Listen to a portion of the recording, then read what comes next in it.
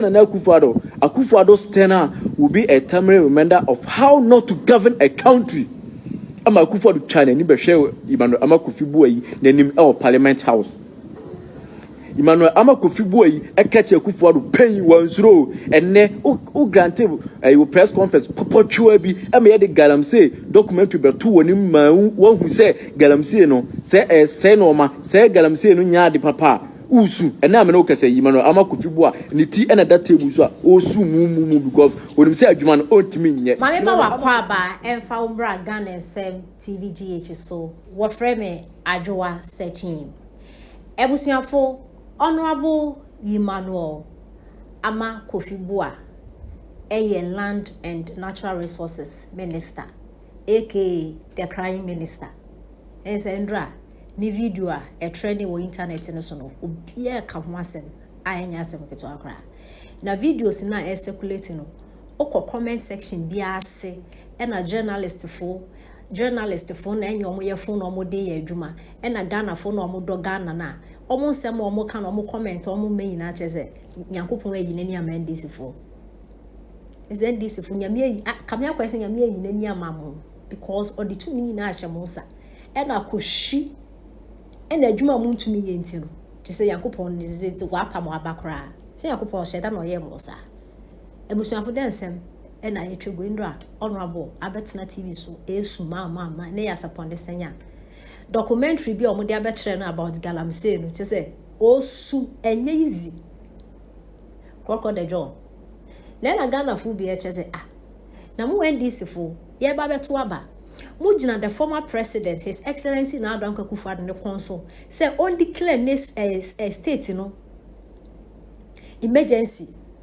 so we be ku nipa say we be there stop Galamsey no by hook or by crook his excellency the former president Ado Akufo-Addo and make sure so obe stop Galamsey no within an hour na NDC for so mo campaign na mo yer mo sema mo kan na kyerese mo beso a kyerese yakopon ya do na tumi ne be hye mo sa mo the seconds be stop Galamsey e ba ne sen mo abetena TV so esu emu ani ase esu kyerɛ yɛ te Galamsey no mo ye mo adwen sa mo de be politics enze ye esu na yɛ ase ase ende brode mienu 25 cedis 30 cedis brode mienu o omusu nyina se ensase na ase mo nya bi mfa nya fu no we fe ne bo ayede is then this if mo ba so 3 months pe no mo be kunye na afigana Galamsey na mo be hwemu akono mo de be politics abetena TV so abe mo ani so a be so a kyerɛ ye mo den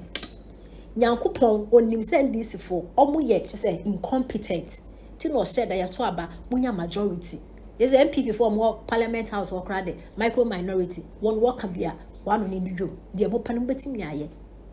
nyankopon asesa Ghana to bi na ahyemonsa e na mu din hwamo abetena TV susu e wa bre di tumi ama say stop Galamsey e na abesua kyerɛ papa yanya odan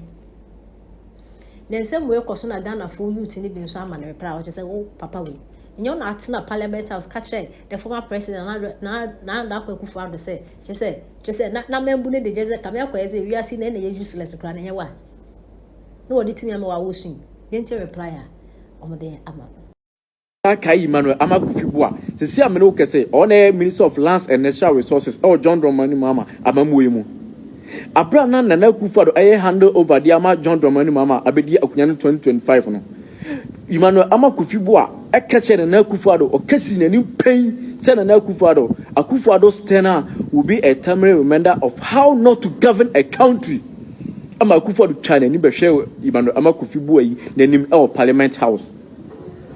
Emmanuel Kofi Boyi e catch Akufo-Addo pain wansuro enne o granted a press conference popotwa bi e me de Galamsey documentary beto woni ma hu say Galamsey no say no ma say Galamsey no nya de papa usu ena me no kase Emmanuel Kofi Boyi ni ti ena that table so osu mu because wonim say adwuma no ontimi nye Emmanuel Kofi Boyi pepa wonim ni so e kokko da dwan kokko da tears ena wote no because wonim say amamu nye abebaira abrewadwo ena okasa ba heart e de che na Akufo-Addo enti so akatua ena wanya no ti Emmanuel peja utifri table no so na solve Galamsey problem no ema Ghana for na Ghana for de ento no because 2024 we interview catch na Akufo-Addo say na mumu na obun Galamsey na de say Ghana no enti na Akufo-Addo and declare state of emergency na wo yima no ama Kofi bo a ye de NDC bana se wonya dibire bi sa wo be hwa Galamsey ne atwa so enne wo granti sa press conference pop twa no wo wanum akomowre press conference wi a ye de Galamsey documentary be to woni ma usu yerim se obetima agent John Dramani mama e de sa dibre na ma say no enti yimai ofa yima sorry na ye na Galamsey ne eso nya de entwa because yerim se obetima ye wa na wo to wonu tuo se wo de ye to abadama NDC na sa wo ba obetima Galamsey no so aye de etwa 2024 wonu asama oye de o kan abusa muntie no. Yes, we have to declare a state of emergency and go back to the drawing board. We know what the problem is. Easy otinchen asɛ dam no yɛ to dam na sɛ wugina nkyɛn unni mu pa so the moment na ba betra dam no mu no unmo hwe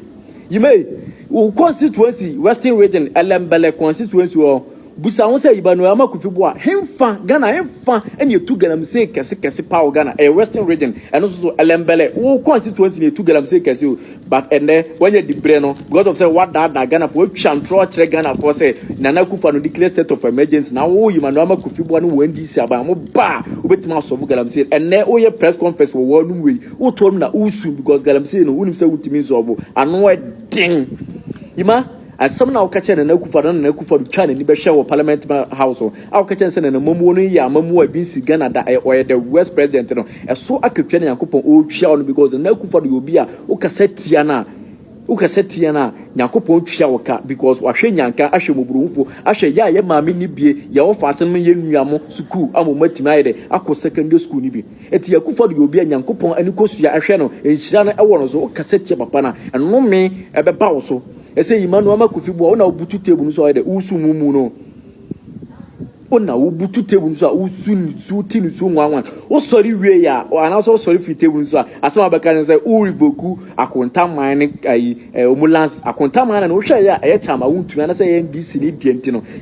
Imanu ama Kofi bo o sori o su u revoku akontaman no omulans so omudi eye adwuma anya bi akontama na no kwa na ya adwuma o Ghana ha nyina ena declare state of emergency na o kan sa o ba no obetumi aye no ene na wo sa wo de wo declare Imanu ama Kofi bo a mo send video em na mo like na mo share na bintu Imanu ama Kofi bo a say eye krokoda John krokoda tears esu no so na on sorry no anya adwuma no on si Galamsey na no kwa because on ka so obetumi aye ntira John Dramani mama e de sa sector na ye de ahye ne sa wo tumi on fa ne kukuru ne kaka na peoples enwu o no free side bre no because o timi nye penforce e di jawa ne e di aso because ayenim kwase e shame na de ka John Dramani mama abamu no because o se oba obetuma aje ade ntra oba na obetuma aye ne de sa tumi na ma wa oba ye oda horum na wusu because o share documentary enye easy say obetuma Galamsey na no kwa na o chant for the Ghana for o like Ghana for na di brand ma yima no Kofi bo e fo oba da horum na wusu nyame akatua no nyame kupon wase oba na ka o start from Ghana politicians na o twetwe mu ka ba because ye timam furo mu be nyahwe Pepero se Yakopon ne o mu start because mun say mu ade mu kasa trepani anyhow Kufado 81 good years u gire nim kan se na mamu fun a obu Ghana o ba do betima ya o ka kire papa no street na se Yakopon o twa o kai Mr. Ima Yakopon akatwa no en na ba o say na Yakopon start akatwa no o beda table nso asu de bia o press conference a o besu say ya because Galamsey no ntimi nsia no kwan